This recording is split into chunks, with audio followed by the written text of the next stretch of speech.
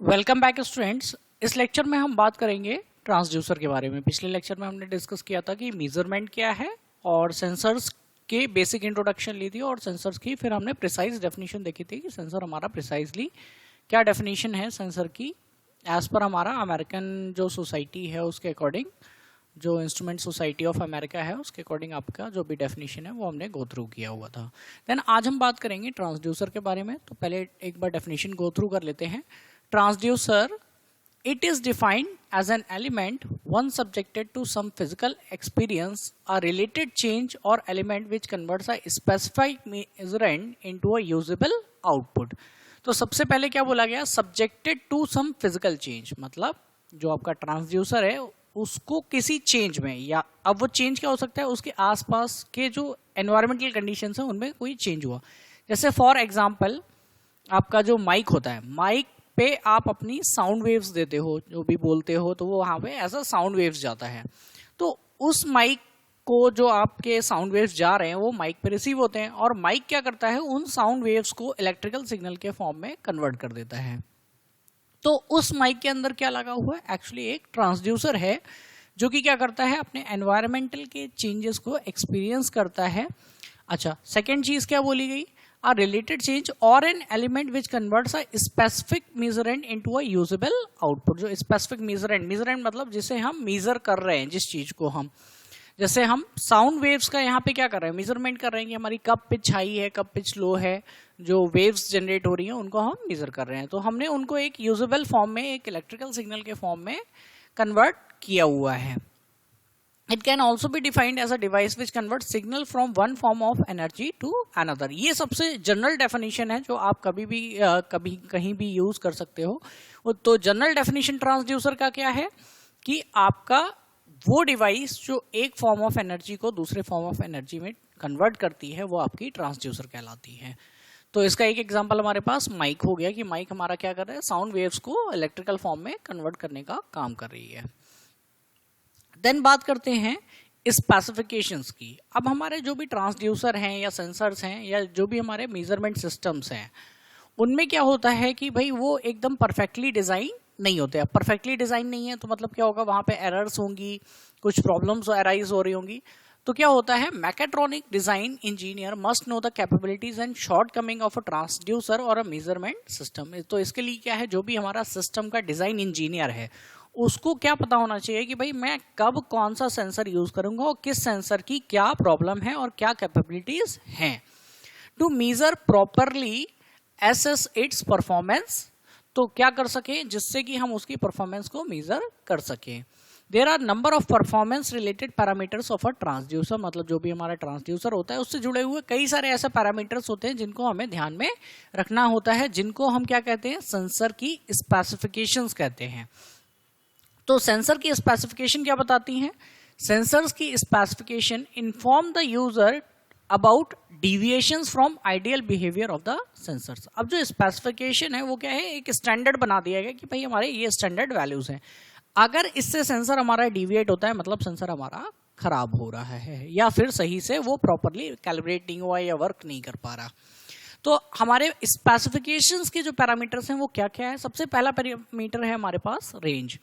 The range of a sensor indicates the limits between which the input can vary। एक range हमने define किया हुआ है जिसके अंदर हमारा इनपुट वेरी कर सकता है। जैसे हमने बोला कोई हमारा जो टेम्परेचर सेंसर है वो हमारा इनपुट ले सकता है 25 डिग्री से 225 डिग्री सेल्सियस तक।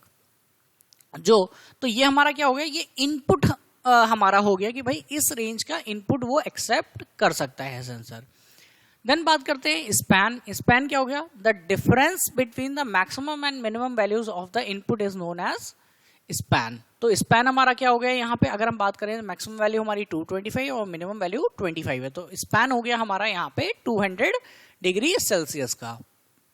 देन थर्ड स्पेसिफिकेशन की बात करें तो एरर है। एरर क्या है, error is the difference between the result of a measurement and the true value of the quantity being measured. जो भी क्वांटिटी हम मेजर कर रहे हैं उसकी एक्चुअल वैल्यू और जो वैल्यू हमें मेजरमेंट से मिली है, सेंसर के द्वारा हमने या ट्रांसड्यूसर के द्वारा ली हुई है वैल्यू, उसमें जो डिफरेंस है वो हमारा एरर है। एग्जाम्पल लेते हैं, a sensor might give a displacement radius of 29.8 mm। Sensor ने हमें कितनी डिस्टेंस बताई 29.8 mm, when the actual displacement have been 30 mm, जबकि डिफरेंस क्या हो सकता है, जो एक्चुअल डिस्टेंस मूव की गई हो वो 30 mm हो। तो हमारा एरर क्या आया, चूंकि अब ये वैल्यू हमारी कम आ रही है, कम आने का मतलब हो गया हमारी निगेटिव एरर। तो निगेटिव एरर हमने माइनस सिंबल से बताया और जो हमारा एरर का वैल्यू है वो 0.2 mm है हमारा। देन चौथा पैरामीटर की बात करते हैं, एक्यूरेसी। एक्यूरेसी क्या बताती है, the accuracy defines the closeness of agreement between the actual measurement result and a true value of a measurement.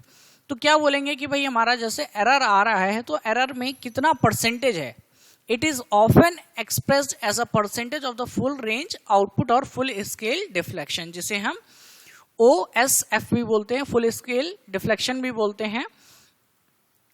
तो ये हमारा क्या है, परसेंटेज के फॉर्म में हम बताते हैं कि हमारा कितना वेरिएशंस आ सकते हैं। तो जैसे ये जो वेरिएशंस होंगे ये आपके प्लस माइनस में हो सकते हैं। तो आपका जो जैसे एग्जांपल लेते हैं, a piezo electric transducer used to evaluate dynamic pressure. Dynamic pressure मतलब जो आपका प्रेशर चेंज हो रहा है। Phenomena associated with explosion, pulsation और dynamic pressure conditions in motor. तो पीजो इलेक्ट्रिक ट्रांसड्यूसर या पीजो इलेक्ट्रिक सेंसर जो आपका है, जो कि किस में यूज होता है, पल्सेस वगैरह को या डायनेमिक प्रेशर को चेक करने के लिए यूज होता है। Is capable to detect pressure between 0.1 and 10,000 PSIG, जो कि आप किलो पास्कल में भी मेजर कर सकते हो। तो 0.7 से लेके 70 मेगा पास्कल तक आपने इसको मेजर किया। If it is specified with accuracy of about plus minus 1% full scale. अगर हमारा जो चेंज है, जो एक्यूरेसी है, मतलब हमारा जो एक्चुअल रिजल्ट है और जो हमारा ट्रू वैल्यू है, उसके बीच में जो डिफरेंस है वो मैक्सिमम 1% का है, तो हमारा जो वैल्यू, जो रीडिंग है वो एक्सपेक्टेड किस रेंज में हो सकती है।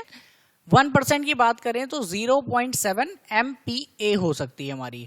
0.7 हमारा क्या हुआ, 1% ऑफ 70 MPa हो गया। तो 1 इसका प्लस भी हो सकता है, मतलब इस वैल्यू से ज्यादा भी मेजर हो सकता है, इस वैल्यू से कम भी मेजर हो सकता है। ठीक है, देन बात करते हैं सेंसिटिविटी की। Sensitivity of a sensor is defined as the ratio of change in output voltage, जो हमारा आउटपुट वैल्यू है या आउटपुट वोल्टेज है ऑफ अ सेंसर, तो per unit change in input value that causes for the output change. अब हम कितना अपने इनपुट में चेंज कर रहे हैं, उसके करस्पॉन्डिंग कितना हमारा आउटपुट में चेंज आ रहा है, इसको बोलते हैं सेंसिटिविटी। तो सेंसिटिविटी आप बताओगे इनपुट वर्सेस आउटपुट के एज अ रेशियो में बताओगे। For example general purpose thermocouple, thermocouple हमारा एक टेम्परेचर का टाइप ऑफ सेंसर है, तो वो हम यूज कर रहे हैं। अगर may have a sensitivity of 41 microvolt, 41 microvolt का चेंज आएगा कितने, पर डिग्री। मतलब अगर 1 डिग्री टेम्परेचर चेंज होता है तो वहां पे जो वोल्टेज डिफरेंस क्रिएट होगा वो 41 माइक्रोवोल्ट का एटलीस्ट होगा। ठीक है, आगे बात करते हैं नॉन लीनियरिटी। नॉन लीनियरिटी क्या है, ये एक सेंसर का बहुत ही प्रिसाइज या स्पेसिफिक इंपॉर्टेंट बोले स्पेसिफिकेशन है। तो नॉन लीनियरिटी में क्या होता है, जो हमारा इनपुट और आउटपुट में वेरिएशंस है वैल्यूज का, वो कांस्टेंट होना चाहिए किसी भी सेंसर के लिए। कुछ सेंसर्स होते हैं जो इस नॉन लीनियरिटी के कॉन्सेप्ट को फॉलो नहीं करते हैं। जैसे हमने थर्मिस्टर का लेक्चर देखा था, तो थर्मिस्टर हमारा non linear category of sensors में लाया करता है कि वो उसका जो कर्व आएगा वो आपको नॉन लीनियर मिलेगा। तो आपका जो भी सेंसर है वो उसमें लीनियर होना चाहिए। तो नॉन लीनियरिटी का परसेंटेज आप कैसे निकालोगे, maximum deviation in input divided by maximum full scale input. जो अभी आपका इनपुट में आपके वेरिएशंस हैं वो आपका आप मेजर कर सकते हो, कितना डिविएशन आपके पास आ रहा है। जैसे ब्लू लाइन जो आपकी है ये आपका आइडियल कर्व है, और जो आपने मेजर किया है वो आपका ग्रीन वाला है। तो ब्लू लाइन से ग्रीन लाइन का पॉइंट ऑफ डिफरेंस ही आपका मैक्सिमम एरर होगा किसी एक पॉइंट पे। तो इसके थ्रू आप नॉन लीनियरिटी का परसेंटेज निकाल सकते हो। देन आगे बात करते हैं रिजोल्यूशन की। रिजोल्यूशन क्या होता है, वो जो सबसे छोटा चेंज, मतलब जैसे हमें अगर स्केल की बात करें तो हमने क्लास में देखा था कि स्केल पे हमारा जो सबसे छोटा डिवीजन है वो हमारे पास mm है। तो हमारा जो स्केल का रेजोल्यूशन हो गया वो 1 mm हो गया, कि उससे छोटी वैल्यू वो मेजर नहीं कर सकता। तो रेजोल्यूशन की डेफिनेशन देखते हैं। Resolution is the smallest detectable incremental change of input parameter that can be detected in the output signal. मतलब हम इनपुट में कितना चेंज करें कि हमारा आउटपुट में चेंज हो जाएगा, तो वो छोटे से छोटा चेंज वो हमारा रेजोल्यूशन होता है। Resolution can be expressed either as proportion of full scale reading or in absolute term. Example के लिए लेते हैं, LVDT sensor measures a displacement up to of 20 mm तक की वो क्या करता है, डिस्प्लेसमेंट को मेजर करता है। It provides an output as a number between 1 से लेके 100 तक की वो आउटपुट देता है। तो 20 mm अगर वो 1 mm या 0 mm मूव करता है, 0 mm मूव करता है तो उसका आउटपुट आएगा 1। अगर 20 mm मूव करता है तो आउटपुट आएगा 100। तो इसके करस्पॉन्डिंग अगर हम देखें कि भाई हमारा पर mm पे हम अगर चेक करें तो हमारा 0.2 mm का हमारे पास रिजोल्यूशन आ गया, क्योंकि आउटपुट अगर 100 आता है तो एटलीस्ट या 1 आता है तो हमें 0.2 mm तो हमारा सेंसर ने मूव किया हुआ होगा। देन बात करते हैं स्टेबिलिटी की। स्टेबिलिटी होता है आपका is the ability of a sensor to give the same output when used to measure a constant input over a period of time. मतलब आपका जब आप एक ही सेंसर को एक लॉन्ग पीरियड ऑफ टाइम तक उसका इनपुट आउटपुट चेक करते हो तो ऐसा होता है कि कई बार सेंसर हमारे खराब होने लगते हैं, अपने एक्चुअल आउटपुट नहीं देते। जैसे वेइंग स्केल होता है तो आप उसे जब रेगुलर यूज करते हो तो थोड़े टाइम बाद आपका जो वेइंग स्केल होता है वो खराब होना शुरू हो जाता है। तो वो जो वेरिएशंस है वो नहीं होना चाहिए, स्टेबल आउटपुट होना चाहिए आपके पास। फिर है आपके पास dead band time. Dead band और dead space of a transducer is the range of input values for which there is no output. ऐसी रेंज ऑफ वैल्यूज जिनके लिए हमारे ट्रांसड्यूसर का कोई आउटपुट नहीं होता है उसे हम डेड बैंड या डेड स्पेस भी बोलते हैं। The dead time of a sensor device is the time duration from the application of input until the output begins to respond or change. अब क्या किया, आपने कोई सेंसर दिया और आपने कुछ वैल्यूज प्रोवाइड की, उन वैल्यूज के प्रोवाइड करने तक आपको आउटपुट नहीं मिला, लेकिन हो सकता है थोड़ी देर बाद जब आपने वैल्यूज चेंज की तो आपको आउटपुट मिलना शुरू हो गया। तो वो जो पर्टिकुलर बैंड है जहां पे आपको आउटपुट नहीं मिल रहा था वो आपका डेड बैंड कहलाता है। फिर बात करते हैं रिपीटेबिलिटी की। रिपीटेबिलिटी क्या है, it specifies the ability of a sensor to give the same output for repeated applications of same input value. क्या होता है, आप एक ही वैल्यू बार बार प्रोवाइड कर रहे हो। आप 1 kg आज मेजर कर रहे हो, 1 kg आप 10 डेज बाद मेजर कर रहे हो, 1 kg आप 100 डेज बाद मेजर कर रहे हो। तो आपका जो वैल्यू आज आ रहा था वही कल आना चाहिए और वही आपका 100 डेज बाद ही आना चाहिए। तो इस चीज को बोलते हैं रिपीटेबिलिटी। ये चीज एक बहुत इंपॉर्टेंट फैक्टर है जब आपको थोड़ा सा रफ एंड टफ सिस्टम बनाना है, कि मतलब आप कि वहां पे एरर एक्सेप्ट नहीं हो सकती, कि भाई ऐसा नहीं है कि भाई आज कुछ और वैल्यू दे रहा है कल कुछ और वैल्यू देने लगे, तो ये चीज आप नहीं फॉलो कर सकते यहाँ पे। फिर एक और इंपॉर्टेंट स्पेसिफिकेशन है आपके पास रेस्पॉन्स टाइम।